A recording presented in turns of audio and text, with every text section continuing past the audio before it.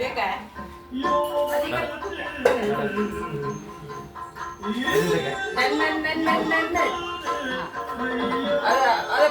Paper ಇರ್ತಾರೆ ಕುಕ್ಕ ತಿಂಕೆ ಪದಾರ್ಥ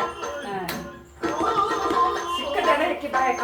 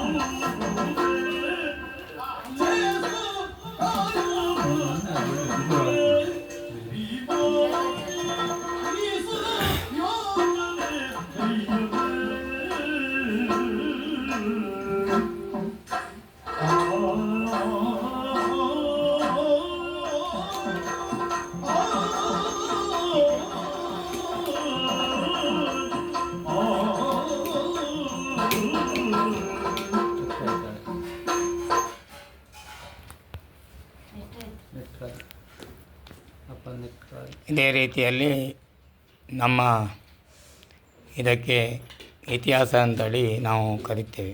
ಯಾಕಂತ ಹೇಳಿದರೆ ಇದು ನಮ್ಮ ಇವಾಗ ಇವನಿಗೆ 6 ವರ್ಷ ಆಗಿರುತ್ತದೆ.